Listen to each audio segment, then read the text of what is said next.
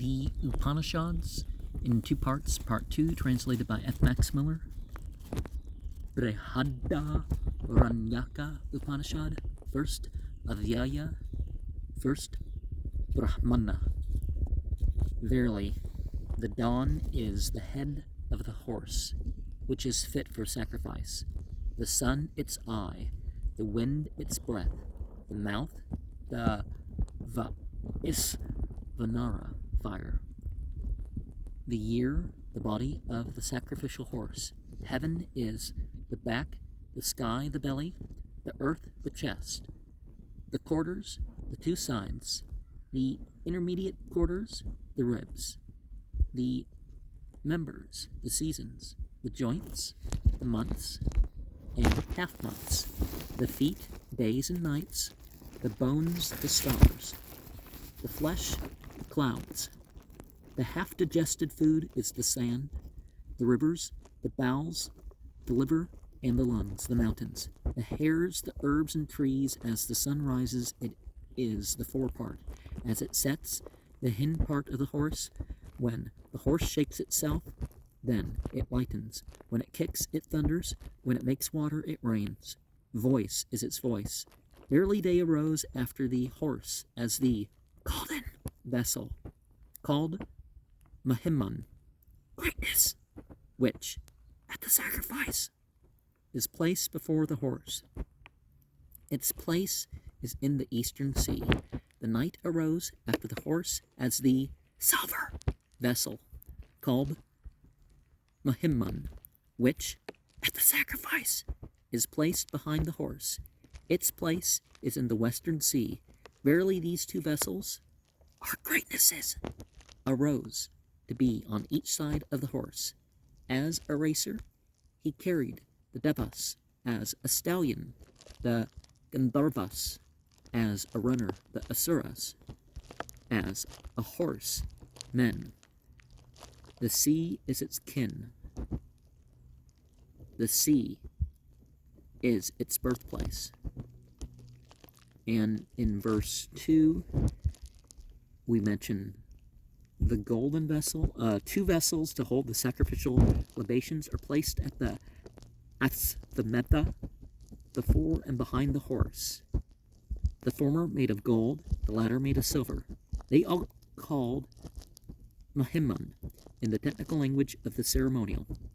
The place in which these vessels are set is called their yoni.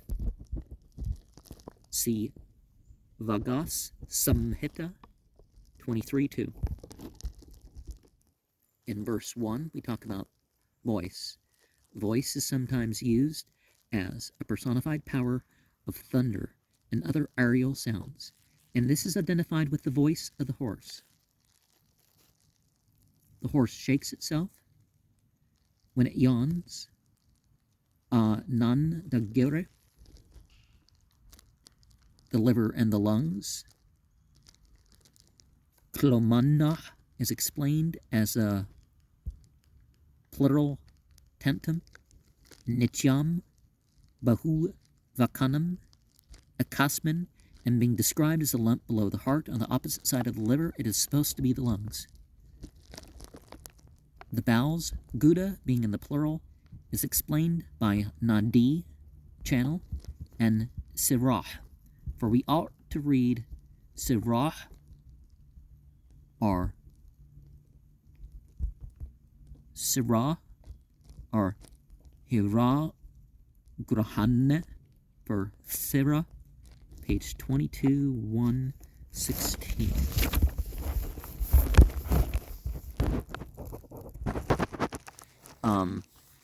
Verily, it's the third Adhyaya of the Aranyaka, but the first of this Upanishad. And the Vaisvanara fire, this Brahmana is found in the Madhyandina text of the Satapatha, edited by Weber 1064. Its object is there explained by the commentary to be the meditative worship of Virag as represented metaphorically in the members of the horse. Sayana dispenses with its explanation because, as part of the Brihadaranyaka Upanishad, according to the Kanva Sakha, it had been enlarged on by Vartikakara and explained, Agni, or fire, as pervading everything, as universally present in nature.